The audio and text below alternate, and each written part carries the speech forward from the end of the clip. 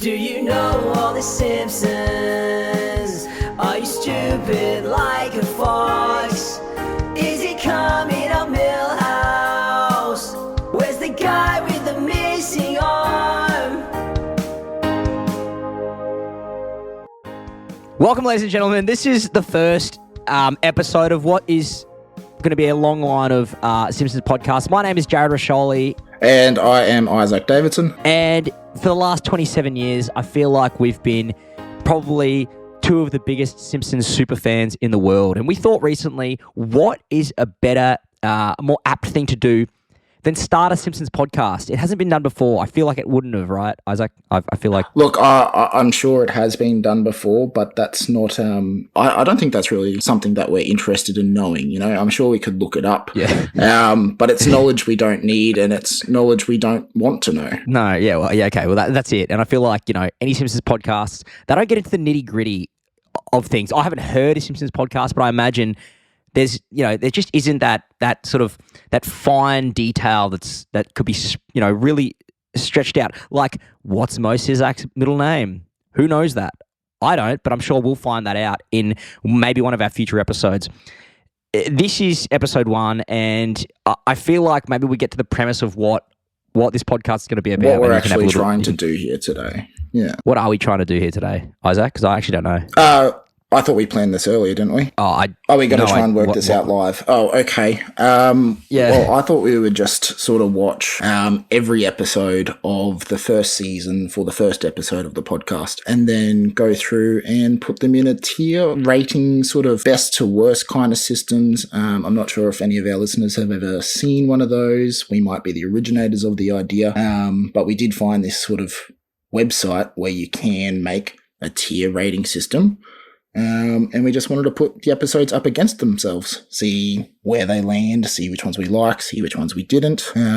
So if you have a look on screen, you can actually see S through to D, but we've named them something a little bit more fun. Yeah, okay, it's coming back to me a bit. It is coming back to me. You know, typically on a tier rating system, when we talk about what we rate out, maybe you're watching a movie or you're playing a game and you put a tier system, and S is usually, I did some research on this. S, apparently it's like a Japanese word that means like supreme or something, and it has something to do with S. That's the extent of the research. I didn't write it down, but I googled it. I think Wikipedia said something along those lines, and so S is like top tier. That's like supreme. Yeah, I'm sure all the terrible mobile RPG games I've had, all of their best rated heroes are always S or double S or triple S, and I'm sure they all come out of Japan, so that makes sense. Yeah, right. Okay, cool. So, and then I think there's some English stuff there in there. I don't know. I can't remember. You know.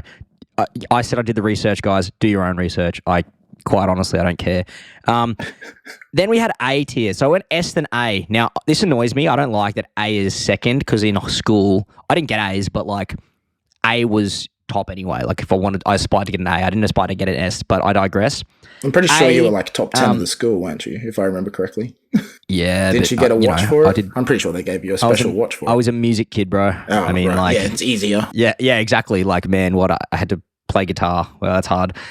So we had S and A tier. We had, and so yeah, I've got here S, A, B, C, D. I think that's what we're going down to. But we've done we put a little Simpsons spin on it. What we're doing is we've named them something relating to the Simpsons. If you're a super fan like us, you would know these quotes like the back of your hand. So S is Sue Diddley Ooper. Now that's a quote that one Ned Flanders says, and I just thought, you know, Sue Diddley Ooper. What, you know, if it's Sue Diddley Ooper, what does that mean, Isaac? If it's something Sue Diddley Ooper, like in terms of what we're rating. Yeah. So we came up with like a little bit of a rubric for how we would rate these episodes just to keep ourselves consistent. I guess we've said Sue Diddley Ooper would mean we would go out of our way to watch it. You know, we would search for it on Disney. We would remember the quotes. We would want to watch that episode because of particular moments in that episode. We'd probably never skip it if we were to rewatch the whole season. But yeah, we'd go out of our way to find it. And there are episodes in the season that I watch on a nightly basis. Like, I probably watch them at least 3 times a week. So that they're the ones that I would put in the Sue Diddley Ooper category. Now, after that, we've got A, awesome to the max. That's what we've called it. And I don't know, would you agree? I feel like these are the episodes that are like, they're really good, right?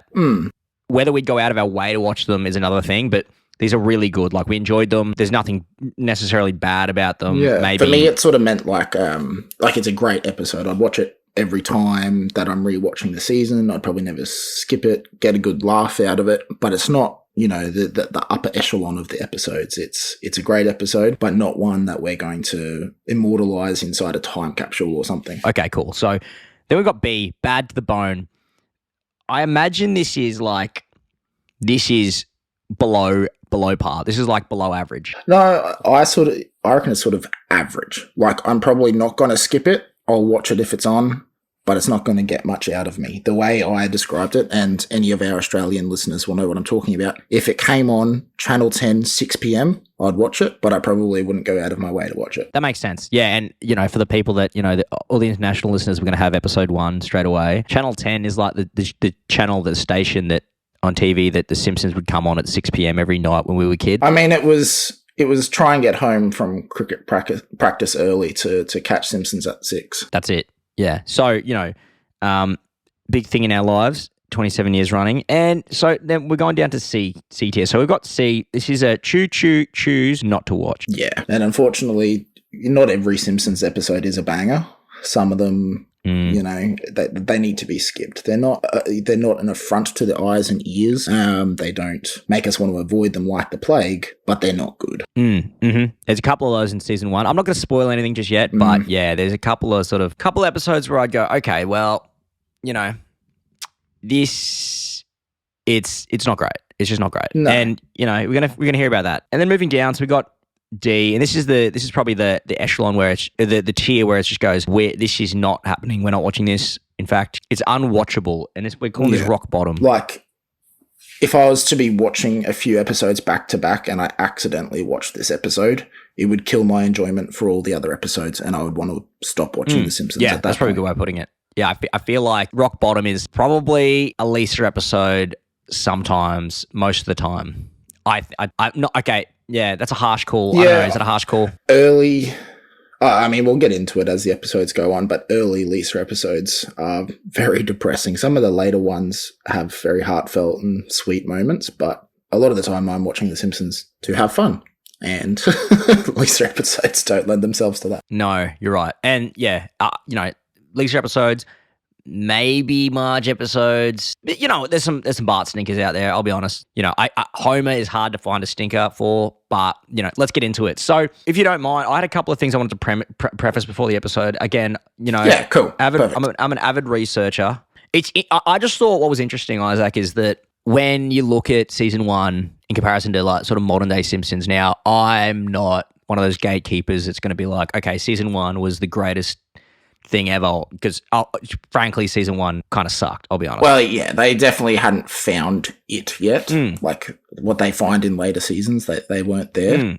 But what I did find was the popularity of season 1 over like newer seasons. Now, I didn't want to go season, I think we're up to 35, I want to say. I actually wrote down stats. Yeah. And I wrote down stats for that episode of that season, but we're only halfway through. At the time of recording this, we're up to like episode 6, and I just thought that wasn't fair. So I went back and I wrote a couple things down. So season 1 viewed by 13.4 million US households, while season 22 was viewed by 7.2 million viewers. And if you think about that stat, season 1 overall in sort of like first viewings, 13.4 million US households. That's households. So that's kids, parents, if they watch it, whatever. That's 13.4 million households in its inaugural season. Season 22 viewed by 7.2 million viewers in the US. So there has been a decline in The Simpsons, whether it's, I don't know, people get older and interests of kids these days has changed and they like other things. I don't know what it is, but it's just something to note that the viewership of The Simpsons has gradually declined over the last 35 whatever years that The Simpsons has been running. I mean, even for you and I, like, what was the last season you really remember watching? Because if we're being honest, we have fallen off pretty recent seasons. And I mean, this podcast alone is an excuse to sort of go and watch them, force ourselves to watch the newer seasons, which we know aren't going to be like the golden age that we both love. And I think we both sort of just have a bit of nostalgia for how good The Simpsons used to be. So it's a bit hard to watch newer seasons. I think it'll be interesting to see how characters change, and then with like, I suppose like the mentalities of the modern Western society and how characters and their character development has altered throughout the years. Yeah, characters definitely sort of change what their position is on the show. Like even like one of the biggest ones is Flanders. Obviously, he changes quite significantly over the run of the show, and like the whole Flanderization sort of thing. So, I mean, if there's a term for it, then you know it's actually a thing. I think like seeing sort of the development of even Homer after like from season 1 to season whatever, season 2, season 3, so on. It's interesting to see how he goes. I mean, I even just like a little brief Google will tell you that like season 1 was the season where Homer was sort of halfway intelligent, and that sort of dumbed down over the space of, I suppose, like dim-witted but well-meaning, and like he shows emotional intelligence quite a lot in the first season in particular. Yeah, exactly. And he like obviously his job, and we'll get into that. Like, what he's doing, and that changes pretty quickly. So it's interesting to see. The other thing I want to do before we start talking about the season 1 episodes, I actually had something interesting. I thought this. Now I don't know if I want to take this back. It'd be something to discuss throughout the podcast, but I wrote down this. I thought it was a little fun game that we could play where I found one episode in particular that The Simpsons started to find their comedy stylings. Now, I watched this one particular episode. And I thought it starts really, really strongly. There's a character that just carries The Simpsons comedy stylings that, like, we know and love them for. But it sort of drops off. The episode drops off after the sort of the first act, but it's interesting. It's interesting. I want to see if you pick up on it. If you get the episode and say, "Hey, this is that episode where that's the Simpsons comedy that we all know." Yeah. Can I take a guess now, and you just tell me if it's right? Go ahead. Take a guess. Okay. Is it episode 7 when they get the RV and they get lost in the woods? Oh my God, he got it. That's it. Yeah, I have the exact same note. Dude, is it what's his name? The Bob character? Yeah, the salesperson. Dude, we'll get into it. But that is that intro for that episode. I'm glad you've made the same note. Is hilarious. I love it. Okay, cool. So, it feels very like Put It in H, Speed Holes. Yeah, 100%. Yeah. Or when Homer goes to the mechanics, that episode, and they rinse him. But okay, let's get into it. So episode 1, iconic. This, I'm not going to make any judgments. We're going to talk about the episode. But this is first episode of The Simpsons. Simpsons roasting on an open fire. December 17, 1989, 26.7 million US viewers. And I'll read a little bit of the synopsis. So it says, while the Simpsons are Christmas shopping, Bart sneaks off and gets a tattoo. Marge soon discovers this and uses the family's Christmas savings to get it removed. Meanwhile, Homer discovers that he will not be getting a Christmas bonus from Mr. Burns, his boss at the power plant, and thus the family has no money to buy Christmas presents. He decides to keep their financial troubles a secret and get a job as a department store Santa, but later discovers the job does not pay enough. Desperate for a miracle, Homer and Bart go to the dog track on Christmas Eve in hopes of earning some money. He bets it all on a long shot named Santa's Little Helper, who loses. Angry that he lost, the dog's owner disowns him. Homer and Bart keep him. Later, Homer attempts to come clean to everyone, but Bart exclaims that they have a dog, and everyone happily welcomes the newest member of the Simpsons family, Santa's Little Helper. That's pretty succinct. I think that's spot on for what actually happens in the episode. You'll find that some descriptions online, or even like the Disney Plus descriptions, really bury the lead. But I mean, that's pretty spot on. I've got a couple of like little subheadings, and I think they're the things we're going to go through. I think we'll start with thoughts. Did you have anything? And when I say thoughts, I'm talking not opinions necessarily, but noticeable things, funny quotes. I mean, there's a few musings that I have here, but I think up top we should say I imagine some people would suspect that we're going to put this in S tier just because it's or super diddly ooper or whatever tier, super diddly ooper tier because it's the first episode. We'll get to that. I mean, there's just sort of general thoughts about how, like, if you're paying attention to the background, you'll see a lot of the iconic characters that we'll soon come to know and love. But so many of them are very, very different. I mean, like, obviously coming into the first episode, they still didn't really know what they were doing at this point? Yeah, so I think what I noticed throughout the episode, the whole episode starts off and Homer and Marge are going to go see Bart and Lisa at their like Christmas production, and there is not one recognizable kid. And Homer walks in and he says, as he's walking past, because they're late, and he's walking past, like he's walking through like the pew to get to his seat, the little, I suppose, the aisle, and he says, "Hi, hi, Norman and Fred." Norman and Fred, yeah. But man, I don't even know who he's talking to at that point. Yeah, just throwaway names, I think. Yeah, I mean, early on they might have anticipated that they'd sort of have a much larger cast, or that they wouldn't have as many supporting characters that would come back in later seasons, you know?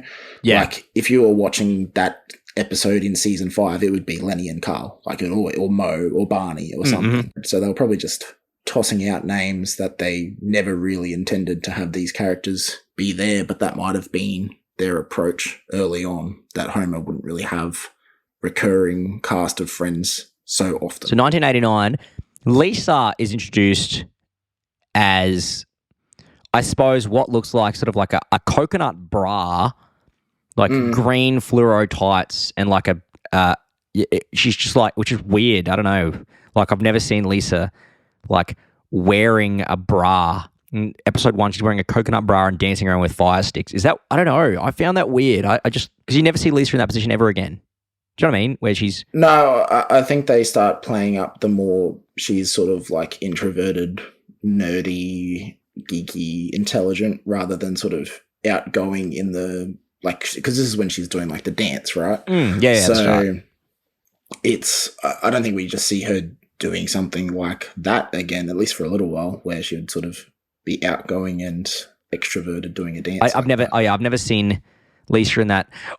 Bit of trivia though. Snowball 1 dies this year. So 1989, Snowball 1 dies. I don't know how many cats we're up to at this point in season 35 or whatever, but Snowball 1 dies. Bit of trivia. We go to the Simpsons house, a large headshot of Abe. So Abe Simpson, if you're not a Simpsons fan, I mean, if you listen to the podcast, let's be honest, you're probably a Simpsons fan. If you're not a Simpsons fan, Abe Simpson is the grandpa. There's a headshot of him hanging on the wall, and he's wearing a white shirt and a bolo tie.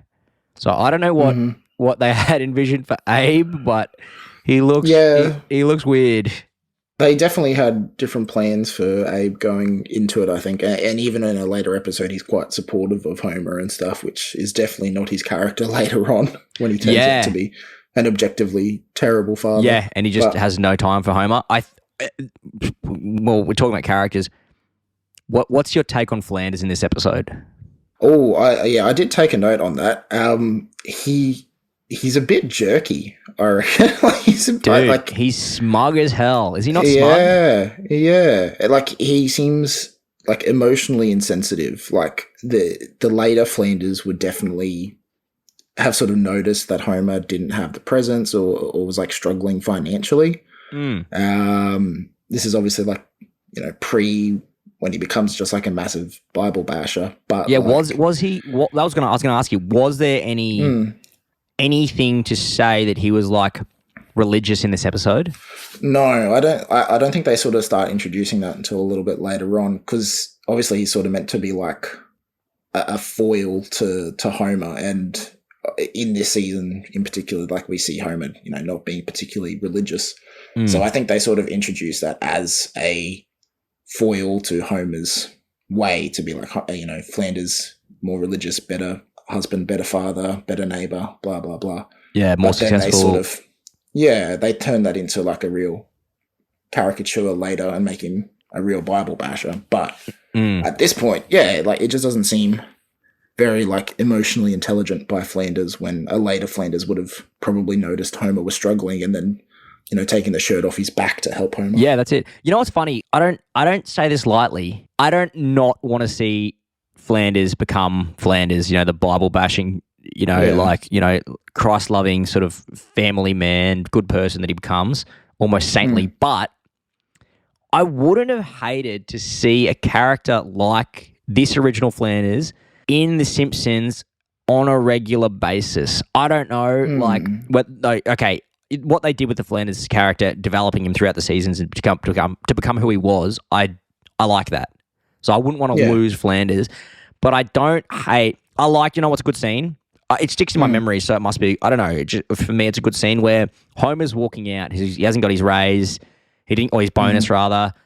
They've lost the money to the tattoo removal, I should say. And he's walking out and he's got a chew toy for Maggie. He's got keyring for Marge or whatever he's doing. You know, or pantyhose for Marge and something crappy for Bart. And he's walking out with his presents, and Flanders is walking with his son into the shop with a bunch of or out of the shop or whatever, and he's got all of his presents, and they bump into each other and drop it, and Flanders starts going, well, this one's mine, and this one's mine, and this one's mine, and Homer goes, well, they're all yours. And I just thought that's a really funny part of the episode where he's not doing it intentionally, but it's clearly it's not emotionally intelligent to see that to do it. I don't hate that scene. Yeah, like I get what you're saying. Like you lose that character as Flanders becomes more of a, like a more helpful, kindly neighbor. Yeah. You lose this character. Yeah. In the process. I mean, I don't know. Would it have worked? I mean, I'm sure it would. Like, it's pretty early to compare it to other shows, but King of the Hill, Hank's neighbors are quite confrontational and sort of jerky towards him, and it works in that show. Like, I'm sure it would have worked in the show, and it works here in this particular joke, but just as the Flanders as we know him in the future, that exact scene, if they'd written it in season 7 or something, it would have been a completely different setup. Homer probably would have taken Flanders' presents, and Flanders would have known that they were his presents, but let Homer have them anyway. Yeah, that's so true. Well, I don't know if you noticed this about Moe's bar. There's booths in his bar. There's booths, and it's lavish, and it's like, I don't know, the decor is so weird. I'm glad they brought in the dank. Yeah, I mean, it's part of the, American, the vision of America, right? Like, go to work, go to the bar, go to work, go to the bar, go home, look after your family, a car in every garage, all that sort of stuff. It's all part of that, especially around that time. I mean, obviously we weren't really alive at that point, but if you watch any other American media, that's sort of where they all sort of land on that kind of those tropes. And that's the thing, I reckon what's funny is that they've got this really sort of zany bartender, really strange, eccentric. I'll be honest, he's a weird dude. Yeah. Weird bartender in such a lavish establishment in season 1. I mean, the decor changes 6 times throughout the season. I've written them in my notes throughout the episodes, but I just think it's funny seeing the bar change. It's always been a bit of a joke in The Simpsons that the layout of Springfield and the layout of people's houses and stuff is very fluid. It'll always match what they need it to be in the episode. Sometimes The Simpsons house is right next to the power plant, and then there's George Bush's house across the road. There's always ridiculous things like that. They just change the landscape. And I mean, they do the same with just set dressings for all the different scenes and the color palettes and all sorts of things. So, in this episode, you also see Monty Burns' office, and that changes quite a bit over the run of the show to what you and I would probably recognize better with the big polar bear in the corner. Yeah, which is pretty funny. I did like the kid is sitting on Santa's lap and he asks for Robotoids and a Goop Monster. Have you heard of them? I looked these toys up. Yeah. I found things that look like, I guess, and there's so much on the internet these days, I couldn't tell if these were legitimate toys back in the day or these were just words that sounded like toys. I mean, they sound exactly like I had Zoids when I was a kid, which were transforming, I don't know, weird Lego monsters, and we had different types of goo and putty. So, I mean, they're perfectly cromulent words, Joe. Yeah. Okay. Cool. So we'll cop that then. I won't query it. The other things that Bart was hanging out with Milhouse and Lewis. Yeah, I think I've got the same note as you here. Yeah, in the mall. So I'm glad that we were thorough about this. That maybe they planned on Lewis being a more recurring character than he is. Yeah, Bart having an actual friendship group rather than sort of just being just Milhouse. one dude. Do we not have the same note here? I thought you were going to mention how they yellow wash Do Lewis. they? Watch between cuts. Yeah. So for like the first 2 cuts, Lewis is black like he normally traditionally Yeah. is. But on the last cut, he's yellow. Dude, that is what it is it's so frequent throughout Yeah. this season. It is insane. We're gonna get to so many issues with character color and Well, yeah, yellow washing characters and yellow washing characters, and it's just I don't know. It's some of it's really funny. There's some issues with animation issues in general, which are pretty hilarious. I mean, even in this episode, like, so you're saying you don't recognize many of the kids on stage. Well, I can tell you why. Like on stage, you can see twins, which I assume become Sherry and Terry, but in this episode, they're brunettes. Like they are on stage. So do they as look brunettes. like Sherry and Terry, but they have brown hair? They do. Oh. Yeah, I mean, mostly. I don't think they have as pale skin like Sherry and Terry really do. Oh, dude. But you can see Millhouse and I think Lewis in the background during the choir singing. Oh, okay. Well, okay. Maybe I didn't scan it well enough. This is my first. When I was writing the notes, I felt like I didn't go back. That was my issue. I don't know if you noticed it. We'll get to it in a few episodes' time. There's a really funny thing with Sherry and Terry and their dad, but we'll get to that. Oh, okay. The girl that gives Homer her paycheck after he sort of finishes his store Santa gig, he goes with Bart. She and Homer is with Bart when he gets his paycheck. And the woman that he gets his paycheck from has the same voice as Bart. It is actually unsettling. It is so weird that. Oh, really? Yeah, it's hilarious. Like, because Bart is standing there talking to Homer before, and then they go and get the paycheck, and this woman has the same voice that Homer was just talking. Homer was just talking to. Like, it's Bart's voice. It's hilarious. I loved it. Yeah, the voice actors were working really hard in the first season.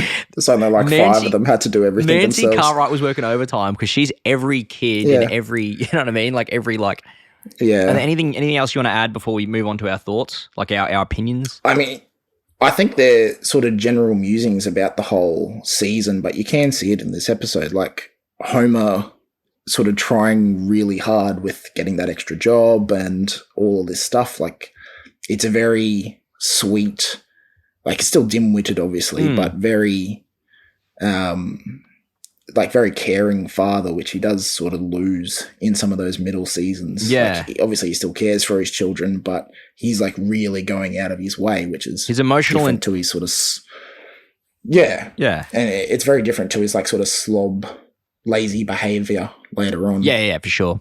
And then the scene where Homer and Bart are going through all the betting slips on the, like, out in the car park, that's really dark. That is depressing. Yeah, that's so true. So they're just trying to find a winner. Which is true of this whole season. They tackle some pretty heavy, dark stuff very early on in a family sitcom cartoon. Like season 1, they go through some pretty heavy stuff. So Homer got paid $13 for that role as a Santa. I don't know how many days he was a Santa.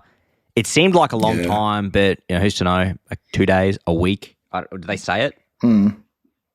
Yeah, I'm not sure if they actually mention it, but I mean, obviously he's like got all that training, so that's probably like at least a day of training before he even does a day of work. Well, a quick Google search tells me, let's say it's $13. I think it was $13. Yeah, you're right. After like all the after they deduct all the different fees and stuff. 1989, $13 was $32.16 in sort of today's calculation. That which still in Australia, that's a hourly rate if you're on wages. Yeah. I mean, it's not minimum wage, but it's a good, it's a pretty, that's a normal hour's work for someone that has maybe a degree or I don't know, is working sort of a higher end for office job. A professional or a career or something like that. Anyway, whatever. So let's get down to it. Our thoughts. Remember our tier list, ladies and gents. We've got Sudi Liupa as that's our S tier. A, awesome to the max. B, bad to the bone. C, choose not to watch. And D, rock bottom. So I'm interested to hear what your thoughts on this episode are. I believe that a lot of the listeners would probably expect us to put this in S tier, right? Being the first episode, being the one that starts it off, all that sort of stuff. Yeah. But this is where we're sort of setting the precedent for the rest of the season, rest of the show, rest of the podcast. Yeah, I think so. And I think we should say we're not cowards, you know? I am. We're rating on... I am a coward, but... Oh, okay. But... Okay, Jared's putting it an S tier. Okay, well, I'm a coward. I'll preface that, but I'm not gonna live up to my cowardly name, and I'm gonna sort of, put on my big boy pants, and I'm gonna sort of make a call about this, because this is for the listener. This is for the people that want to hear about what is the episode. If you've never seen the episode before, is it S tier? Is it not S tier? I mean, the listener needs the truth. So it's almost like even investigative journalism. You need to put yourself out there. You need to put yourself on the line a little bit. Even the most iconic episodes aren't safe from our critique. No, you might think they're the best episode ever. Nah, I'll put it in rock bottom just to spite you. Yeah, 100%. I won't, and that's because I'll probably also enjoy the episode. But that's the idea behind this rating system. It's not, hey, it's iconic, it's the first episode, S tier. No. So that being said... We're rating on content, not impact. Yep. So that being said, where are you going with it and why? Yeah, S tier, obviously. Oh. No, I'm kidding.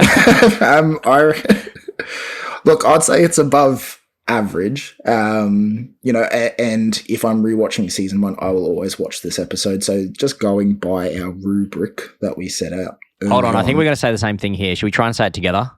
Let me just consult our notes for what we called it, because obviously these tier ratings are also fluid, like everything in the show. Yep, I've got it. Okay. Right. Maybe I'll go 3, 2, 1, and then we say it. Yeah, count us in. Okay, you ready? Yeah. 3, 2, 1. Awesome to the max. Awesome to the max. Yeah, obviously. Okay, cool. Yeah, it's got some good laughs. I think it's sort of, like I was saying, it's a lot sort of darker and quite mature for the very first episode of The Simpsons. Yeah, there's some laughs in there. Nothing like super belly laugh hilarious, but there's some gags in there that are funny. I'm just FYI on that. I don't know if there's latency on this. That might be out of time. Actually, I don't even think I'm going to bother changing it. I'm just going to keep it as is. No, let it be out of time. Yeah, it's funnier. I thought it was. It's a down to earth sort of grassroots comedy that we're known for. Yeah, that's it. If you listen to all of our other podcasts that we have, that's it. Yeah, okay, let's go with that. I think if you or I were to have any friends that had never seen The Simpsons, this isn't the episode we'd start them on. Oh God, we'd pick something. Bro, season 1 isn't where I'd start them. Pick something.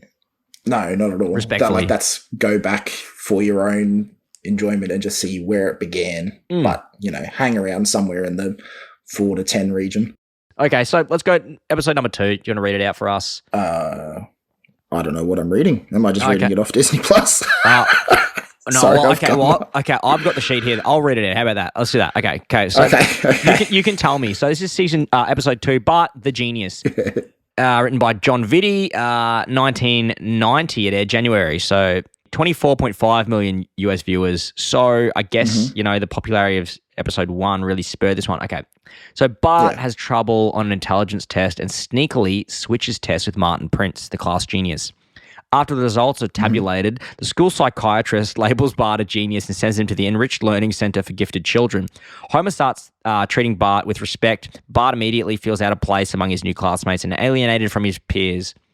He confesses that he cheated on the test and is subsequently sent back to Springfield Elementary School. Let's go some info and insights about the episode before we talk about our thoughts. Let's smash through this. What have you got for info and insights? Firstly, I wanted to touch on, this is the first look we actually get at the Simpsons intro, like the iconic Simpsons song. Oh, yeah. Because you don't get it in episode 1. I do have one question about that, though, before we... During the intro, I noticed this during one episode, and then I noticed it the episode after, and I thought it was maybe just that one episode, and then I started noticing it. I thought... I didn't go back and rewatch them because I didn't have time, but I was going to ask you this.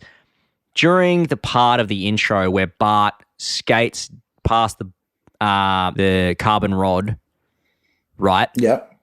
He goes past a bus stop and steals a bus, like a waiting for a bus sign, and the people that are waiting subsequently miss the bus because the bus sign's gone and the bus doesn't realize it's a bus stop. My question is that in episode 1? Is that episode 2? Is that in episode 3? Is that just in a couple of episodes? No, that's all of them. So all of season 1 has the same intro. I think on Disney Plus, it sort of condenses the intro a little bit. I don't know if that's just for runtime and they might have actually aired it with a condensed intro. Yeah, I think it might be because I watched it on the DVD. I actually lost my internet throughout the week, and I watched them on the DVD.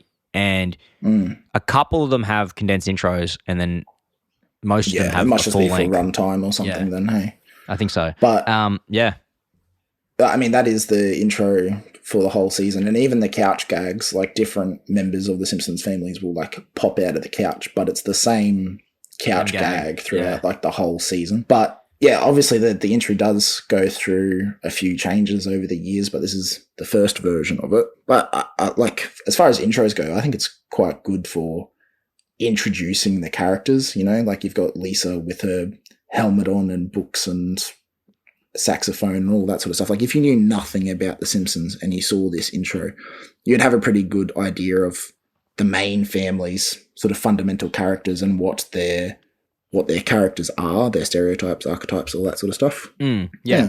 Which I think is nice. It's like it's a good intro for the characters, you know. Yeah, 100%, and that's pretty insightful. And I'm gonna, you know what, I might top that insightful sort of piece of information about this episode and sort of the development of the characters by saying the banana Homer was eating during the Scrabble game at the start of the episode in the intro scene is brown. Why is it brown? Like why? Hold on, but you know what I mean. Like did you notice that? Is that something you saw? I mean, Simpsons has always had really strange color palettes, but I didn't note the color of the banana. No, the banana this is time. brown. The actual next time I will. Yeah, have a look at it. Go back and check it out. I think that's a really important one for the listeners is to check that out. I was going to say viewers, but listeners of the podcast is to look at that banana. It's brown. I mean, like weirdly enough, it's brown on its skin, but the banana itself is pretty, I guess, regular fleshy colored. But I mean, it wouldn't surprise me if Homer liked overripe fruit, where they're like extra sweet. This is bruised to hell, man. This is dead. But you know. Whatever. It's funny. The Martin Prince character in this episode, he's a massive, he's massive. a tool. Yeah, he's a douchebag. He's a wanker. Yeah. But, I he actually no. I was going to justify it because I was like, that his character is like that and it should be like that. And they changed him to be too soft. No, he's meant to be. He's meant to be bullied. Like that's the premise is that he's a dorky dude. And he's afeared of being, you know, he doesn't want to get beaten up. He doesn't want to get bullied. But the point of this, he is like so obnoxiously annoying. It's crazy. Yeah. And obviously later Martin is a lot more on just that nerdy, geeky side without any of the sort of attitude or, I guess sort of like the bravery to push back against Bart and the other bully kids. But in this one, he gets the upper hand on Bart, which we probably don't see again. Maybe let's remember that. Let's put a pin in that. But let's remember that for maybe everyone remember Martin's character. Okay, that's very that's essential to it. Yep, 100%. So we wanted to think about did he stay a complete dick or does he change early? I don't know, when does he change? Is it a slow transition into just being a coward, or is it? Yeah. Is it like pretty abrupt? I had two more things about this episode. I think it's hilarious. We talked about this before because we were discussing the podcast, like what, you know, we didn't want to give too much away. We normally talk about The Simpsons anyway. We're just this time we're recording it. Yeah, well that's it. But I did notice that.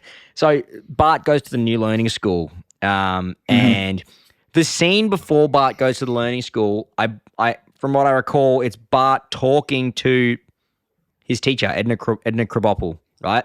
Then he goes to the learning school in the next scene, and Miss Mellon, the learning teacher, is voiced and has the same voice as Miss Krabappel. Yeah. Which it's like back-to-back scenes too. Yeah, it's like, no, they are so close to one another. Like it's hard to miss. Mate, I'll be honest, if you are, you know, like vision impaired and you listened to the episode, you wouldn't have a clue that Bart's gone to a new school. This episode is just Bart stays at school and for some reason everyone's super smart a minute later. Do you know what I mean? Yeah, it's like Edna works overtime at a smart school after finishing up. Like she's capable of Springfield teaching Elementary. Yeah, she's capable of teaching like kid geniuses that are like, you know, doing college level arithmetic, but also she's content with staying at grade 4 Springfield at Springfield Elementary, where they are clearly below par. When she could be like a college professor or something. Yeah, right. So I don't know. Maybe I don't know. But Maybe speaking of those kids, I definitely made a note that as annoying as Martin is in this episode, these kids are insufferable. Oh yeah, they are so annoying. Like, I mean, they do a good job of presenting these nerds as just so annoying. Like, just if someone walked up to you and started talking to you backwards, like completely unprompted, you didn't, I forgot about that. You didn't imply that in any way. Like, what would you do? They all do. So one of them speaks backwards. One of them speaks in like palindromes. Yeah, palindromes. Is that when the word is the same backwards that is forward? No, what's a palindrome? Palindrome. I think he speaks backwards, forwards, palindrome, and then there's one that speaks in like phonetic backwards. I don't know. I'm not a kid genius. Yeah, but whatever. I can't remember, but whatever it is, there's like 3 kids that do it, and they're oh god, I couldn't. Nah, they are insufferable. Are these kids? So on this show, we are largely against bullying, but I think you can finish that sentence for me. These kids definitely should have been bullied. Yeah, 100%. And one other thing I had for this episode before we move on to our thoughts, I don't know if you had anything else, but the last thing I had was when Bart confesses to cheating on the test to Homer. Dude, I don't know if you noticed his pupils, but they were like, dude, he was having like REM as he was having the conversation. Yeah, dude, his pupils were like top left, bottom right, top right. Like, I don't know if he was like, you know how there's this idea that if you look up, you look up, you're thinking, you look down, you're lying. Dude, I don't know what he was thinking. He was lying. I don't know if he was having a stroke. I don't know, but his pupils were going. Is that Homer or Bart? That was Bart. They were rapid. I mean, maybe I'm exaggerating a bit, but they did seem like they were freaking out a bit. I was like, what the hell's going on? He wasn't even looking at Homer. I mean, an iconic Simpsons meme template comes from this episode with Skinner looking down at Bart and the kids. And usually it says like pathetic on it. That comes from this episode. Oh. Which is, I actually don't know if I've seen that meme. Oh, it's good because it's just like a really dopey looking Skinner face because like the camera angle is beneath him. So he's like looking down at you. It's good.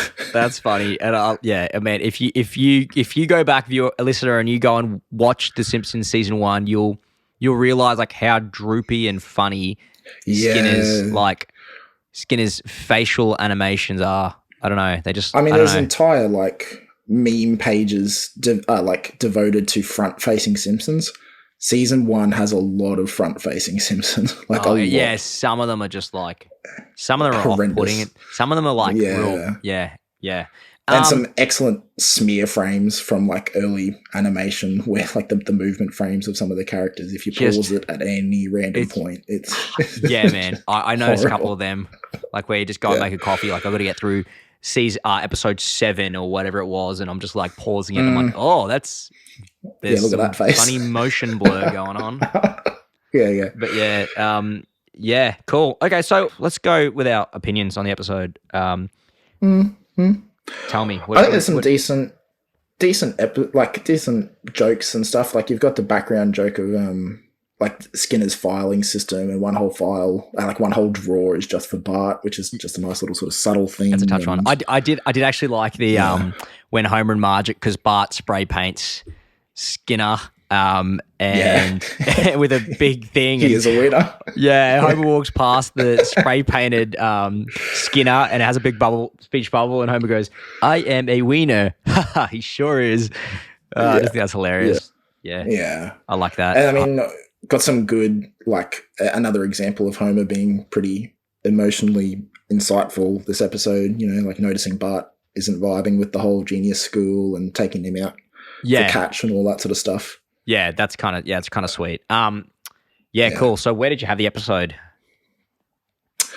Okay. For me, even though it has got all of those moments, I don't see it being. I see it being a B tier, bad to the bone. Dude, we're on sync today. Yeah, bad to the bone. We should preface this by saying we didn't discuss our ratings beforehand. The point of this podcast, we are having opinions on these episodes, and we're sharing them, and we're trying to like establish where the episodes sit. So if we had a differing opinion, we were going to come to an agreement or come to some concessions about where the episode sits. B tier, man. It's a debate. It's a debate. It is between us, not between us and you. We don't really care about your opinions, but yeah. You know what? Did we set up an email if people wanted to send in opinions? I don't know. Did we? No, I think we did. We did. I've got it written down. It is Cracker Factory Podcast at gmail.com. Hit us up if you've got opinions, anything, any insights. Yeah, tell us where we're wrong. We won't acknowledge you, but tell us where we're wrong anyway. Yeah, tell us where we're wrong, and hate mail. The more hate mail, the better. But yeah. So send us an email. We'll respond. Hopefully, we'll mention it at the end of the podcast as well, just in case people skip the middle, go straight to the end, just to see the good bits. Yeah, let's do that. So B tier that episode. B tier. I don't know. I can't. It was. It's again, fine. we're just trying to go off fine. the rubric, right? I'd never skip this episode. I think it's fine enough that I'd never skip it. It's got some decent jokes, but yeah, it's not something I'd go out of my way to watch. And if it came on Channel 10, 6 p.m. at night, I'd watch it. Cool. Episode 3. Let's get into it. So episode 3, Homer's Odyssey. Episode 3, January 21. So this aired 1990. So, excuse me, 7 days. So a week later. Okay, yeah, that makes sense. So a week after episode 2, January 21, 1990, 27.5 million US viewers. So it's going up pretty dramatically. Word was getting around clearly. Directed by Jay Kogan, Wolodarski. Sorry, I need to learn these names, but maybe they'll probably be more familiar when we talk about more episodes. So Bart's class visits the Springfield nuclear power plant, and Homer, anxious to look like he's working, accidentally crashes his cart into a radioactive pipe, causing him to be fired. Depressed and unable to find a new job, he decides to commit suicide by jumping off a bridge. Yeah. His family discovers his plan and try to stop him, but in the process, they are almost run over by a truck. Discovering his new purpose, Homer embarks on a safety crusade and eventually decides to go after the nuclear plant and holds protest rallies. To end Homer's furor, Mr. Burns offers him a job as safety inspector with increased salary, which Homer accepts. I feel like maybe we should have done maybe we'll start looking at the Disney Plus synopses of the episode, description of the episode, because I feel like this is pretty comprehensive. I mean, that happens, right? Yeah. So, I don't know. I mean, it's probably good to do both. Really. Yeah, okay. Well, let's do that now. I'll do it now. I've got it here. So Disney reckons this. After being fired from the nuclear power plant for negligence, Homer becomes a safety activist. Dude. Really skips the part about him trying to commit suicide. Yeah, that, dude. Dark. We talked about dark. God damn. Dark. And dark. It's not like, it's not like casual Simpsons comedy about killing himself. No, he's dude's carrying a boulder to his boulder, and he's going to drown himself in a lake. Bloody grim. Jeez. Okay. So info and insight. So if you don't mind, I've got a couple. I've got Otto's voice. So we meet Otto. Introduction of character. I'm going to start doing this where I've got character introductions for most episodes. Otto's character is introduced here. I think I started doing it episode 4. So, but Otto's character is introduced in this episode. His voice. It'd be hard to do it on episode 1 when literally every character. Yeah, 100%. Yeah. So we're getting into it a bit more now. So episode 3, Otto's character is introduced. His voice is mega off-putting. Like, it's annoying. It's actually annoying. Hey Bart, dude, and like, oh god, it's just like way over the top. Okay, I guess it's that hyperbolic aspect of, he's a caricature rather than a character. 100%. Exactly. Of like this dopey, hot-headed stoner, bus driver, I guess. Yeah, that's funny. Smithers is introduced as black in this episode, so weirdly enough, so I don't know, like you can look at this however you want. It actually wasn't intentional to have Smithers as black. It was this is what I've read. Again, a quick Google search will tell you the same thing. That's the research that I do. I Google it. If it doesn't come up, well, I'm not getting the answer. But Google search told me that this was a screw up by the animators and they didn't have the budget to change it. So he was black in this episode when it was meant to be yellow, is what it is.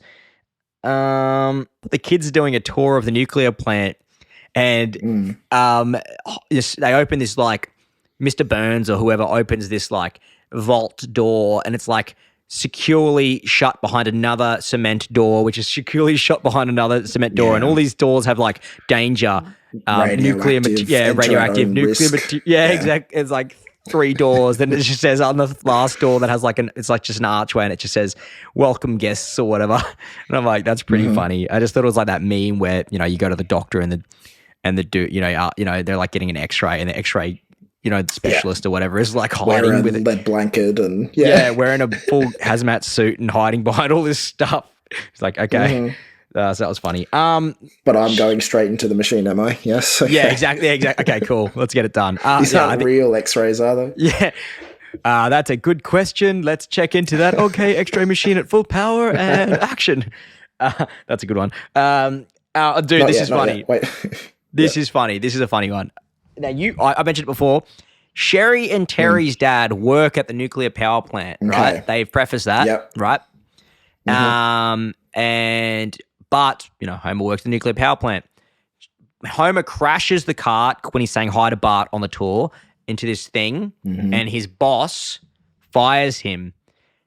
It's this, this black dude, and after the boss fires him, the dude with the megaphone says, "Simpson, you're fired." The Sherry and Terry go, "Hi, Daddy," and the black dude with the megaphone goes, "Hi, girls." Is it a black guy? He is. I didn't notice that. I went back and I looked at it again. Sherry and Terry's dad is black. Now, is that unheard of? No, but it's no. I just didn't expect it. I don't know. I didn't expect it. I just thought. I'm sure he's never, ever, ever mentioned again in the show. No, I don't think he is.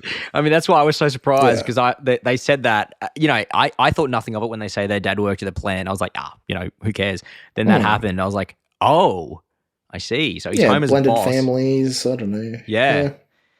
Our adoption. I mean, Sherry and Terry might be adopted. Yeah. How many people adopt twins? Yeah. It'd be pretty mean to split them apart, I suppose. Yeah, that's rough. I was going to say, well, maybe. I don't know. You haven't seen Parent Trap? Anyway, doesn't matter. Well, that wasn't adoption, though. That was just... Oh, yeah. Yes. Yeah, true. Yeah. Other notes, the first prank call this episode, IP Freely. Yep, I have that. That's a good one. That was a good one. IP Freely. Hey, guys, IP Freely. I just it's pretty lame, but, classic. No, well, it starts the trend. Yeah. Oh, and and there is quite a lot of them in this season. Yeah, there's like 4 or 5 of them. There's heaps. Yeah, and dude, there's a part where Homer's in bed talking to Marge.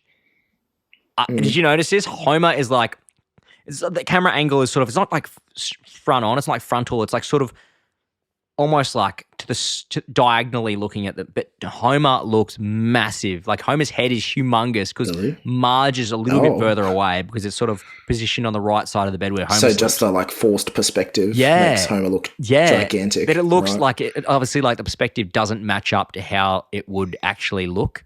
So it's just like Homer's head is humongous in comparison to Marge. It looks really funny. I didn't notice that. It is hilarious. I did not notice that. But that's I think they're my note. Yeah, that's well, there you go. For viewers watching along with us, have a look at Homer's gigantic head. Yeah, watch that one. Homer's gigantic head. I wish I timestamped it, but I don't know. He's talking to Marge in bed. Well, you know what? Check it out. Episode 2 of the podcast, when we start doing season 2, we'll start timestamping these funny things to go and have a look at. Yeah. Should we? Yeah, we should. Yeah, maybe. I think from now on we'll do that. I liked one joke too. I'm going on here about this episode, but I liked one joke. Okay. Homer's watching the Unemployed channel, and it says, "We'll be back with more tips on how to win the lottery after this." I just thought that was a good one. Solid joke. That was a good solid joke. I have a few insights that you might have missed. Yeah, do hit me. Okay, so I'm going to read the setup, and I'm going to see if you pick up on the punchline, because the punchline is in a later episode. Oh, okay.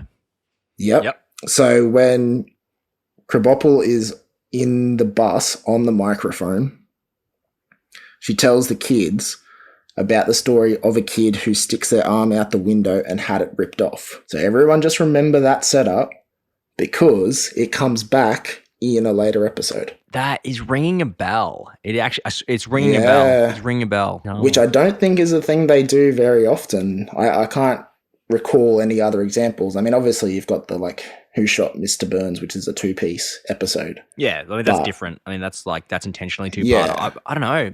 I wonder if it was intentional. It's ringing a bell. I can't remember. Well, when we get to that episode, you'll be like, oh yeah. Yeah, I'll see if I pick up on it. But you'll probably think of it before we even get to the episode. The general, I don't know. I'm just scrolling the things here. Anyway, yeah. Other insights?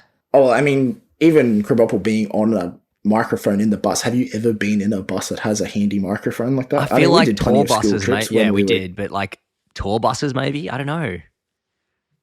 It must be an American thing because I mean the bus driver has like a little speaky mic, but I've seen those like not like a handheld mic for teacher to hold. Yeah, true. I guess they have their own like walkie-talkie, but I've seen those buses that are tour buses that do like LA circuits, and they have like that has like a PA where they can talk to them about this is I don't know Chad Kroger's house. If you're doing like a top deck tour or something in the UK, but school buses don't normally have that. But I mean, I've never used one. Must be an American thing. Strange. Sherry and Terry are their regular colours now. Just a couple episodes after. Yeah, blue, purple hair, blue hair. What is it? Yeah, like purple.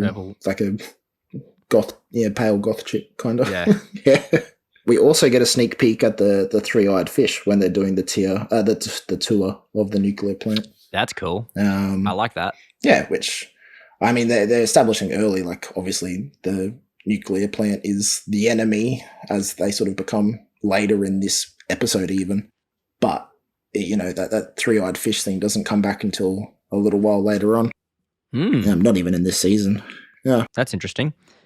Yeah. One more. Look, there's heaps here. I took a lot of notes for this one. Yep. I don't know why I took so many notes for this particular episode, but it is good. I think...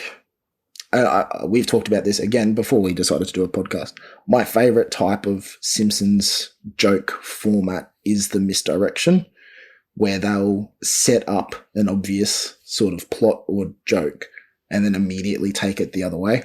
My favorite example, or one of my favorite examples, Homer running away from the attack dogs. He pulls out wieners from his pants. The obvious thing is he's going to drop the wieners for the dogs. But no, he eats them himself and says they'll give him quick energy to get away. Fantastic. They do it heaps. I mean, there's the one where you see the car that looks exactly the same as the Simpsons car crash and explode. Yeah, that's a good one. Sort of pulls back and they're, fantastic. Glad that's not us. We have like a nearly that tier of joke in this episode when Homer finds the cake in the fridge because it's got that really heartfelt message on it. And you're thinking Homer's going to be like, oh, my life's bad, but at least I've got a loving family. They care for me, blah, blah, blah. And then he just tosses it aside and says he needs money. Which is just a fantastic joke. I didn't notice that. I noticed him break Bart's piggy bank. Oh, we'll get into this, actually, the piggy bank thing. Yeah. Did you notice this? And then in a future episode? No. Oh, it's taped up together? Yeah, it's taped up together in a future episode. We'll talk about that. But yeah, it's one of the episodes taped up. They have like actual continuity in this season, first season. Okay, well, let's go ratings for this episode. We're up, so episode 3. Yeah. Oh, it was grim, man. I don't know. I thought it was pretty grim. I thought it was pretty depressing. It's really grim. Yeah. Homer wanted to kill himself. I don't know. I feel like that is not the Simpsons vibe that I enjoyed for nostalgia purposes when I was a kid. So like we both watched Simpsons for the comedy, really. Yeah. Like the heartfelt moments are good, but in later seasons, I think they find that tone of being like a comedy as well as being heartfelt and sweet. Yeah. And they just didn't hit it right this time. Yeah. Like it's way too grim for a family comedy to have Homer want to kill himself on what is this, episode 3? Yeah, that's insane. Rough, dude. It's insane. So yeah. It's rough. And honestly, like the premise, I said it's below par. So if I was going to give it a rating, our rating system changed. So I gave it an E, whatever that means. But if I was to rate on our new system, I would say it's probably a C. It's probably choose not to watch. That's exactly what it is for me. You reckon? Yeah, it honestly could be a rock bottom. It honestly could be a rock bottom. I think it has enough enough comedy bits to keep it from being rock bottom. That lottery joke, man, I think saves it. That is so funny when he's watching it. That's pretty good. That's a good one. I mean, they also mentioned the fireworks factory in this episode. I don't know if you remembered that. No. But I've never noticed it as a running joke, but this time I'm wondering if it is like, you know how they never tell you where Springfield is, Maggie never says a word, blah, blah, blah. This is another one. Because Lisa's looking in the classifieds for jobs for Homer, and she said, what about this job at the fireworks factory? When are they going to get to the fireworks factory? Are we ever going to see a fireworks factory? Yeah, don't they go past the fireworks factory when they go on another field trip to the box factory? Yeah. I feel like they do. Yeah, or something like that. Yeah. Something way more exciting than the box factory. But anyway, okay. Well, okay. So let's conclude that with C tier, with choose not to watch. Yeah. Where are we at? Episode 4. Oh, look, I'm just going to get in there early. This one's a real stinker. Wow. It's a real stinker. Wow. You don't like this one? You like this one? No, I thought it was awful. Yeah, but yeah. With that being said, I thought it was awful, but I didn't think it was rock. Well, okay, let's get to it. I don't know. We might have to discuss. So, okay.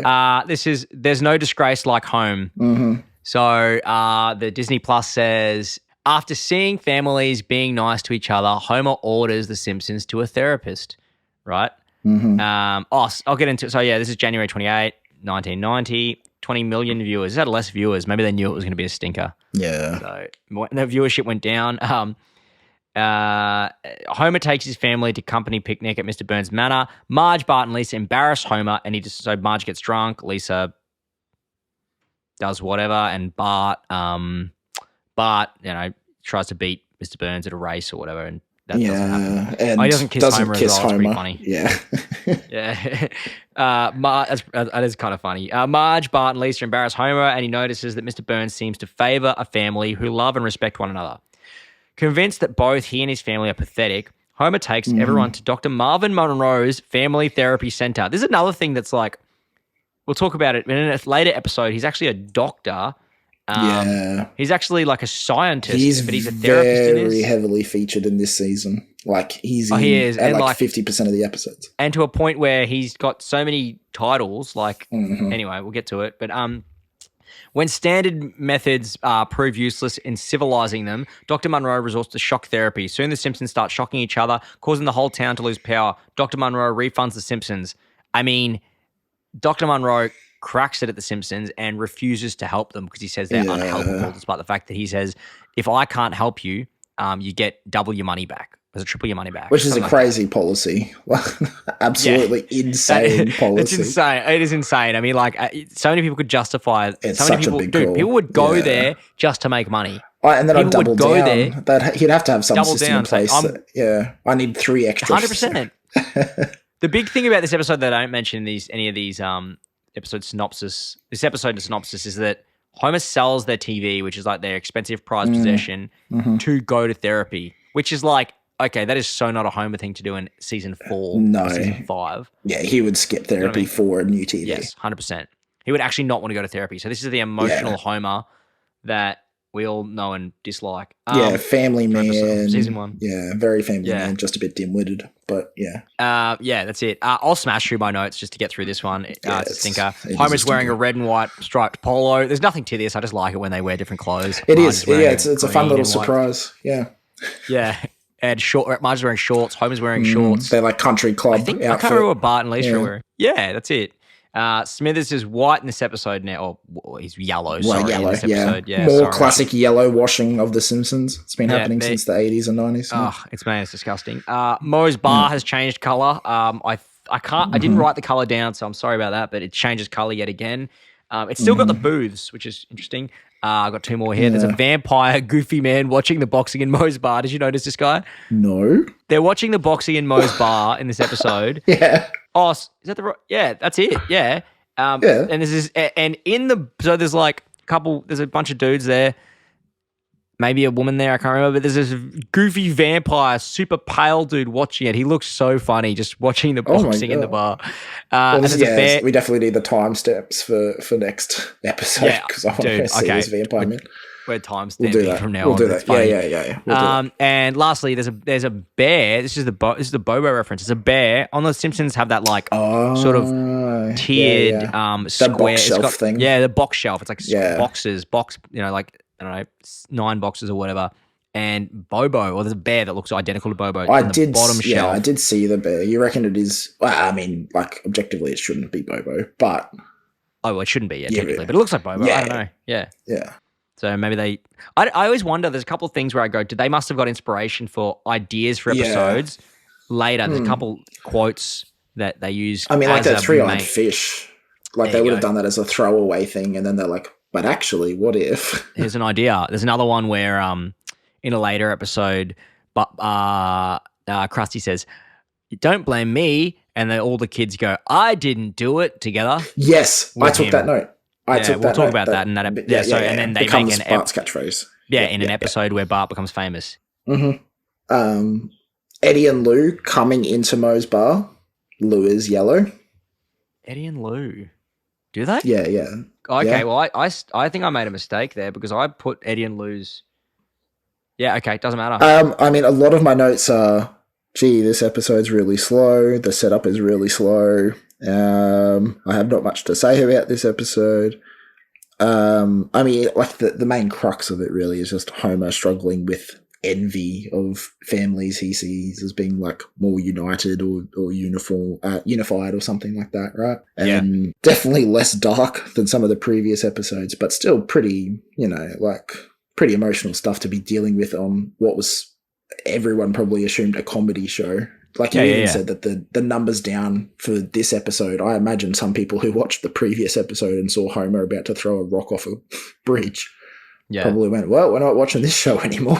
Yeah, and the previous episode, that episode wasn't great either, I'll be honest. Like, It's Homer's Odyssey wasn't great. So, yeah, it's, I said, it's funny. You said it's a stinker. This is my opinion of the episode. I think we have to find a happy medium here. I said, episode is all right. Couple good Bart Homer interactions. Yeah, there is. Yeah. Yeah. I mean, the last note I have is they get paid $500 for the therapy session, and they are all happy, which is totally fair because I'd be happier with $500 than therapy as well. So Yeah, and the therapy doesn't work, so it doesn't matter. You know what I mean? yeah. Like, I'd much rather have $500 than therapy. yeah. So thanks, Dr. Marvin Maybe that's Monroe. a problem with me. I don't know. No, we I won't think- get into my mental health. That's a different podcast. Yeah, but I tend to agree. So, where did you have it? Okay, so I was a little bit on the fence between C for Choo Choo Choose not to watch this and D, Rock Bottom. I couldn't place it either way. For me, it's an easy skip. I would skip this every time.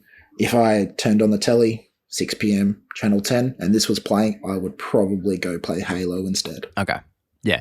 That's funny Yeah. you say that because my old system had S, A, B, C, D, and then E and F. So I had 2 extras and I put it in C and D. So Really? I would say, so it was like, it was below par, C and D, below Yeah. par still because C's that middle.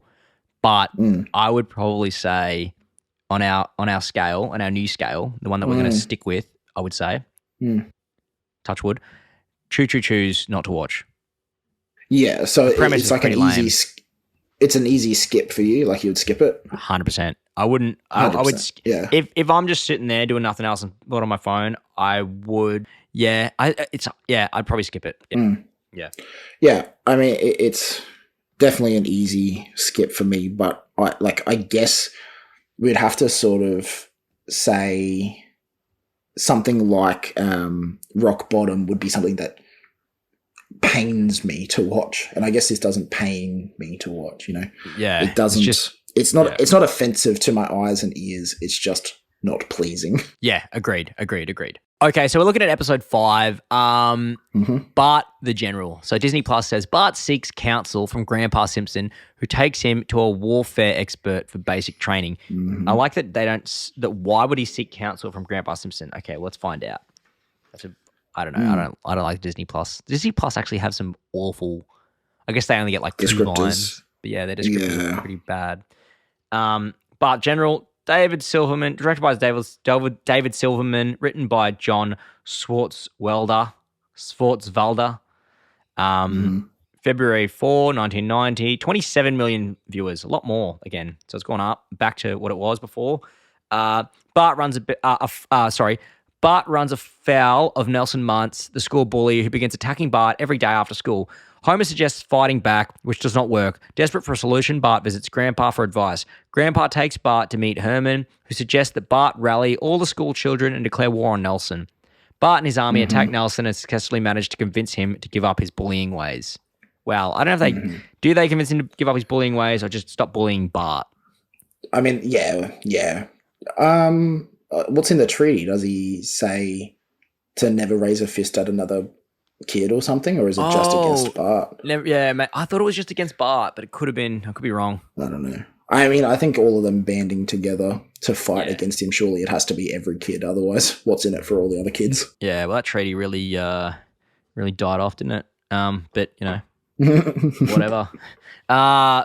Dude, there's some funny stuff in this episode. I really liked some of the issues that were going on here. I said I watched this on DVD, and it was a cold open. It wasn't a cold open, but it was a couple of seconds of the song. So was that a runtime thing? Was it the same with you? I think it was the shortened intro, so just a runtime thing, I'm sure. Yeah, so it was like a very short song. I said first episode we meet Nelson, which is cool. Nelson's a good character. The kid that steals cupcakes and steps on them is yellow. Yes. Okay, this is interesting. So who are these kids? Oh, dude, who are these kids? So, I don't know. We never see them again. They hadn't thought of like Jimbo and Kearney and until a couple episodes later. Dolph, I think. Dolph, yeah. So it's pretty funny. Like these. So Nelson's clearly got these, and they introduce this kid that. So Lisa bakes cupcakes. She brings him to school. She won't give Bart one. And then this kid that's Lisa says this kid is associated with Nelson. He's like Nelson's friend, but he's just a little dweeby, curly-haired kid. Yeah, like Dennis the Menace looking. Yeah, overbite type weirdo. And he steals the cupcakes and steps on them for some reason, rather than just eating them. I don't know why, but anyway.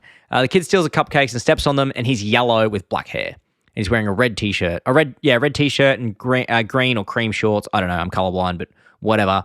However, in the cafeteria later in the episode, a boy enters with Nelson who has the same hair but is black with white shorts. There's two of them. I know what you're going to say. There's two of them. Is it two of them? In the like later scenes where they're getting pegged with the water balloons, there's two of them, and they look almost identical but color swapped. Okay, they're identical but color swapped. That's fine. So there's one behind him that's yellow. The only issue is this. In the same cafeteria scene, so they enter together. There's one that's black. There's one that's yellow. The black one, you got to remember what they're wearing. This is important. The black one was wearing white shorts and a red shirt and red shoes. Now, you could say there must be a different kid because there's a second kid behind. So there's two like minions. They all hand out, and they all had a very similar haircut. But then the kid at the beginning rocks up in the original outfit of the kid, and the black kid is now wearing a bright green top. So in the cafeteria, I didn't know what you were gonna say. No, in the cafeteria, right. So in the cafeteria, there's a close up where Bart's sitting at the seat, and they after they walk over, and the two minion kids, the black one and the yellow one, rock up, and they're wearing different things. Like they're now wearing different things. Black kid's wearing a bright green shirt now. That. 2 seconds later, in the same cafeteria. They made the characters so similar that maybe even the animators forgot which one was which. Yeah, maybe that's it. Or maybe I'm talking about he's wearing a bright green top later. Regardless, maybe the kid got changed. I don't know. There's just some issues in the whole episode. It's hard to watch 13 episodes straight and remember exactly what's going on. But there was an issue with the kid was wearing a bright green top after wearing a red top. He was wearing red shoes. Maybe he originated that Eshe red shoe look with the red. The one that I despise. Yeah. Yeah. I don't know.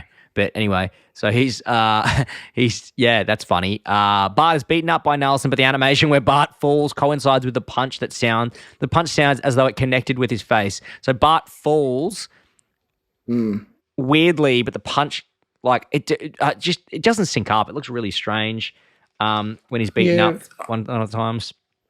A lot of the audio in this first season's pretty strange. Hey, like even their walking noises are so loud. Like their noise of them walking around, they must tone it down later on, but it's just obnoxious. Like how heavy-footed some of these characters are. Yeah. 100%. They meet Herman, by the way. I've worked out what you were talking about. So the kid that got his arm cut off. Could have been Yeah. Herman. Herman's got one arm. No. They specifically say it. Oh, he got it cut off in a... Bart asks Herman if he lost his arm in a war, and Herman says, "No, I lost it by sticking it out the window of a bus when my teacher told me not to." Oh, that's so funny. Oh, okay. Yeah. There you go. How old is Edna Krabappel? Because Herman looks old, man. Yeah, I mean, I imagine it wasn't Edna's student that lost the arm, but just a story of it. But you know how all teachers are like, "Oh, don't rock on your chair, otherwise you'll fall back and crack your head," like that kid a couple of years ago. Yeah, That true. never happened. Come on, Miss, we know that never happened. Oh, it might have happened. I mean, I'm sure it's happened, but not at this school, not a couple of years ago. Yeah, true. During the montage, the kids are climbing the jungle gym and just going up and down like they're dry humping the metal. I don't know if you saw that. It was just like the animation. It's like this silhouette because the sun's going down as they're doing this montage, and the jungle gym, sort of like the climbing equipment, whatever you call it. I think it's jungle gym. The US call them that, and they're climbing this jungle gym type metal frame, but like it's just black silhouettes of kids climbing it, and they're just going up and down like very quickly. It looks really funny. Like they go up, but they don't climb all the way up. They just climb back down like a centimeter down and then back up and then back down. It looks really funny. And during the water balloon fight, Nelson is with a black and a yellow crony. When the kids start attacking, the three hug and the cronies are both black. Oh no! Yeah, so, I missed all of this. Yeah, so that's funny. Yeah, you'll have to look into that green shirt, listener. You'll have to look into that yourself. But there's a part where they have a red shirt and a green shirt. But this one in particular, when they hug after the water fight, or during the water fight because they're like freaking out because they're getting ganged up on, the two cronies are now both black. So I don't know. Maybe there's more cronies. I have no idea. There's actually 3 of them. Yeah. Who knows? Well, there's 6 of them, and they're just, I don't know. How did you feel about Nelson in this episode? I didn't. No strong opinions. He was pretty vicious, but like, yeah, I feel he like they as had endearing different intentions for him early on. Like he's meant to be a more stereotypical, scary bully for Bart. Whereas obviously later on, he's a potential bit more friend some episodes. And yeah, he's a little bit more endearing. Like he's a bully still. Like the whole, even throughout the whole season series, the Simpsons series, I never saw Nelson as a friend, an acquaintance kind of. Bart was still always a bit scared of him, but they go listen to Moon River together, Jared. Once you listen to Moon River together, you're friends for life. Yeah, true. That's very true. But yeah, no, I didn't think he was. I mean, he was a bit tougher and rougher and more. Yeah, he's definitely aggressive. more intimidating in this episode than I think he's ever sort of portrayed again. You know, he's always sort of a bad boy with his stealing vests and tires and whatever, wheelbarrow tires. But he's never like portrayed this intimidating or like scary to Bart again. I don't think. Yeah, nah. Yeah. Do you have any other sort of insights in the episode? Just one general thing in Bart's imagination of his funeral. Why did he invite Nelson to his funeral? Nelson. That's right. Yeah. Actually, that is. I do remember that. Yeah. Why? Oh, yeah, because Nelson punches him. Yeah, he won for the road and punches him and steals the cupcake off his forehead. Yeah. Why would he be invited to the funeral? I don't understand. Actually, no, I did think about that. I was like, didn't Nelson kill him, and now the parents have invited the murderer to the funeral? That's actually pretty funny. I like that. Homer's rules of the schoolyard got a good laugh at me, so I wrote those down. I did like that too. No, you're right. You're 100% right. I wrote down the quote section. I said, Homer explaining the rules of the schoolyard. Never say anything unless you're sure everybody feels exactly the same as you do. That is such a good line. But don't tattle, always make fun of those different to you. That's pretty good. And never say anything unless you're sure everyone else feels the same way you do. Oh, that's good. It's good. I thought that was rich. That's a classic. Okay, right. Well, let's give it a rating then. I think I was pretty generous for this one. I don't like the more I think about it, I look at the photo on Disney Plus and go, this looks like a boring episode. But yeah. Do you want to maybe do this one together again? Well, I reckon you've given it a I reckon you've given it a B, bad to the bone. I was gonna bump it, but yeah, I was. It's funny. Like I was thinking B. I was gonna bump it before, and if we were gonna say it together, I was gonna say A. Awesome to the max. I don't know. I mean, for me, I wouldn't put it in A. It's got some good jokes, like Homer's rules of the schoolyard. Yeah, that is. But really, aside from that, there's not much else that really happens. I don't think I'd skip I had it. no interest in the montage general bit. Like, so boring. Yeah. The joke's funny. That schoolyard joke's a classic. I like that one. It's become a classic now after we've just remembered it. Yeah. I actually, it's funny though, like for my rating system, the S, A, B, C, D, E, F, I've given it a B, C. So that's mediocre. I think B makes more sense. So bad to the bone. Yeah, it's definitely not offensive. I wouldn't skip it, but it does have some funny moments, but not enough for me to bump it into awesome to the max. So bad to the bone for me. Episode 6. Yeah, episode 6. Let's do it. So, episode 6. This is I feel like this is an iconic one. I don't know. It is. Tell me it's iconic. It's iconic.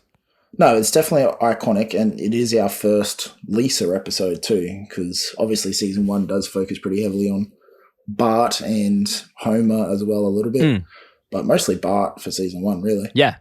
So episode 6, Moaning Lisa, Al Jean and Mike Reese. Mike Reese. I didn't read that correctly. 27 million viewers as well. Sorry, Sorry, Mike, bro. Apologies. If you're listening. Yeah, so it says on Disney Plus, second grade has Lisa playing the blues solo. Homer seeks tutelage to beat Bart at video boxing. That B story, man, is bizarre. It is nothing.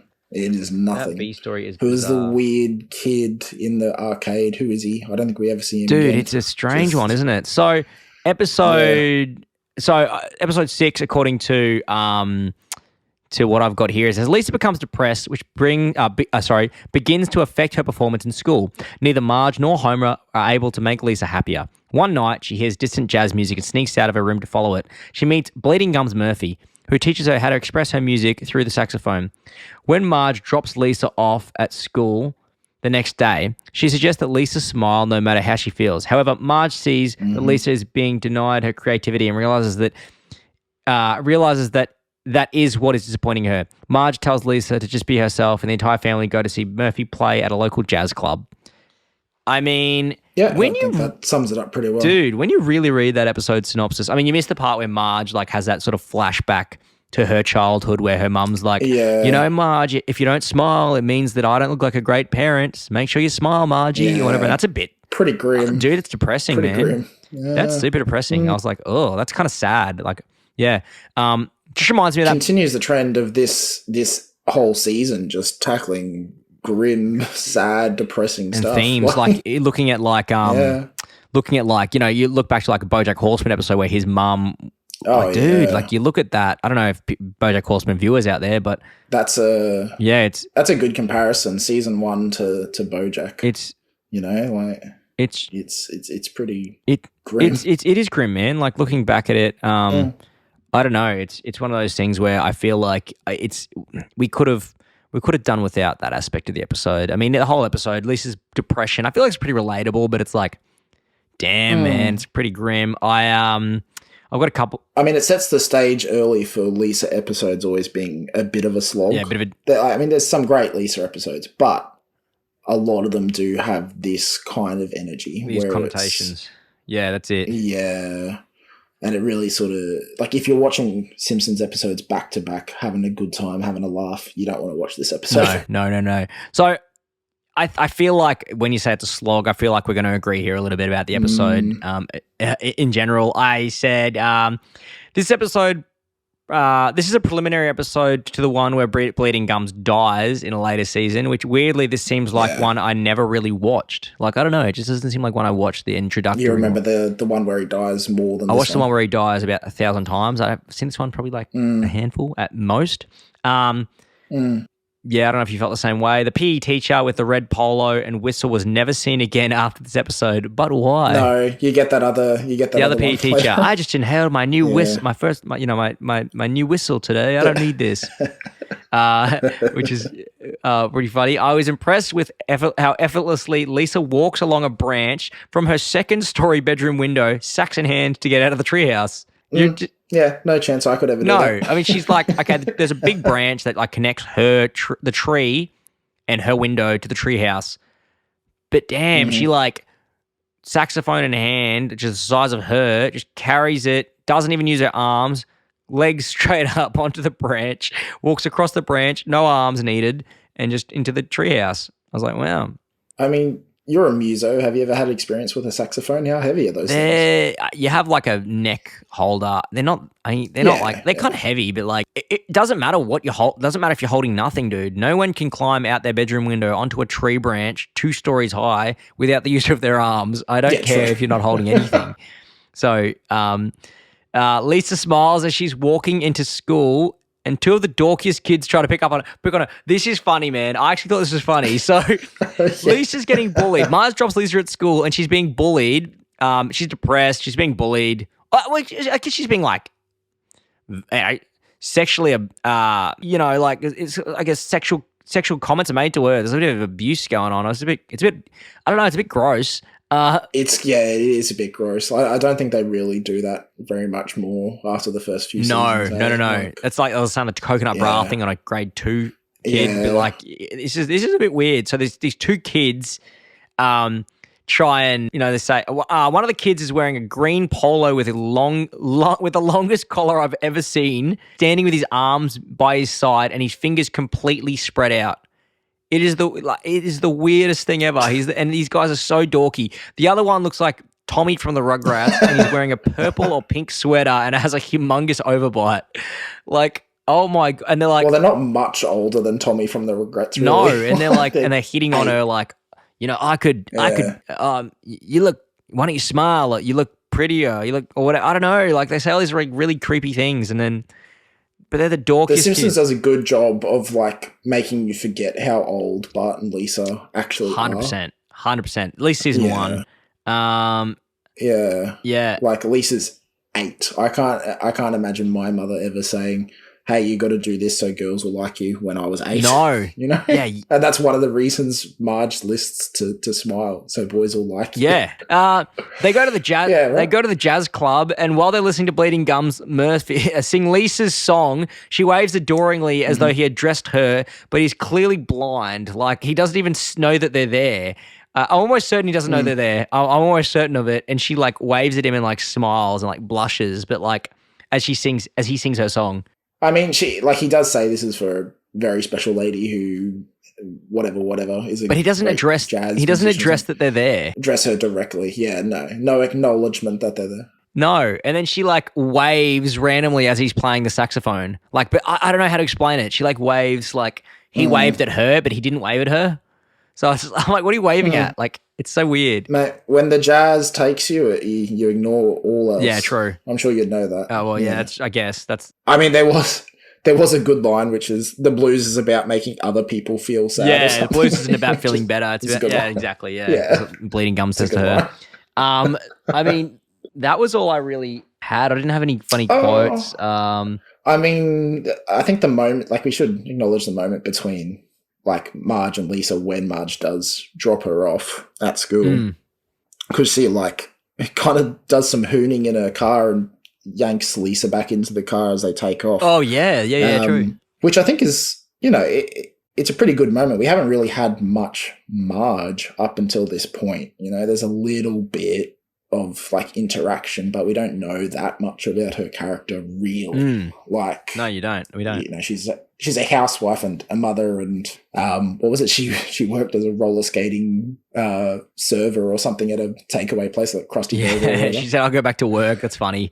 Yeah, she's just that's like all we know about her. But this moment's like quite sweet, like she's protective of her daughter, and she doesn't want her daughter to feel that way, the way that she felt when her mother said she needs to smile even if she feels sad, which is nice. Yeah, because obviously you get the flashback and she's, like, I don't want my kid to feel the same way, but it's just, validating the feelings that Lisa is feeling and saying it's okay to be sad, whatever.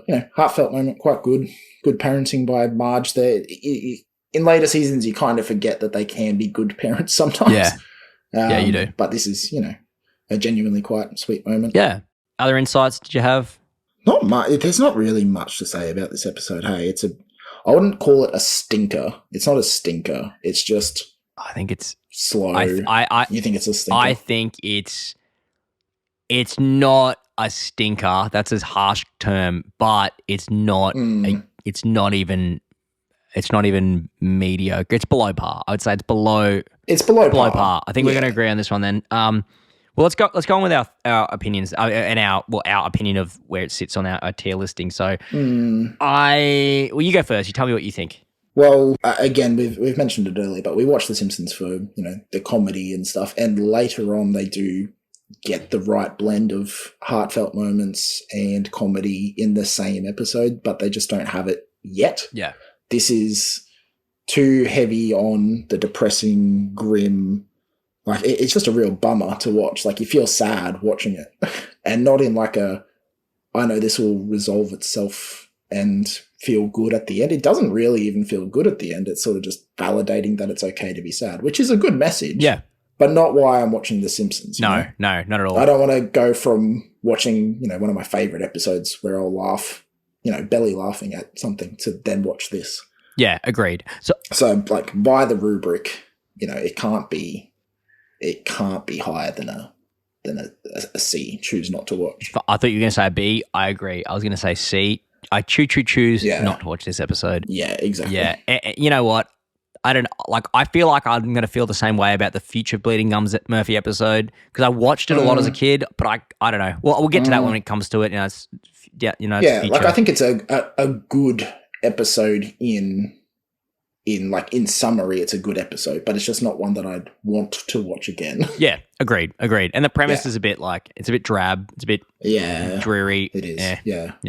So okay, we'll chuck that on the C tier then, I think. Mm-hmm. I think we agree on that. Yep. So guys, this is us a little bit after recording the podcast. The podcast went much longer than we thought it was going to. Yeah, we went really over time. We had a lot to say, apparently. Yeah, so this is going to be a two-parter. So stay tuned for the second part coming in a couple of weeks' time. Yeah, we'll be covering episodes 7 through to 13. It's a bit daunting considering season 2 onwards have 20 episodes and we're already splitting the first season into 2 episodes, but here we are, where we've made a promise, we're going to do it. We aim to sort of do 1 season a month, but then obviously if the episodes end up being quite long, we'll sort of split them up over that month. So if you want to watch along, end of Feb, beginning of whatever's after Feb, we'll be doing season 2. So if you've never seen The Simpsons, watch along, or if you have and just want an excuse to rewatch it, watch along. And you can reach out to us on our email, let us know why we're wrong, tell us your opinions, tell us why we're terrible at this. What was that email? So our email is crackerfactorypodcast@gmail.com. Feel free to send us some information. I know there's a bunch of stuff that I made mistakes on in terms of the green shirt. I'm sure it pops up at some stage. Go back and watch the episode yourself and enjoy. Oh, yes. Yeah, tell us why we're bad for forgetting the timestamps. We'll be better. We'll be better. Yeah. Anyway, that's our promise to you. It'll always be better than the previous one. Well, I don't know if we can promise that. Yeah, but, I don't know if we can keep that promise, but we'll make the promise. Yeah, we'll make the promise, and then if we break it, I can live with that. Yeah. You can live with that, Isaac. So anyway, I'm happy to break promises. That's it. Thanks for listening, guys.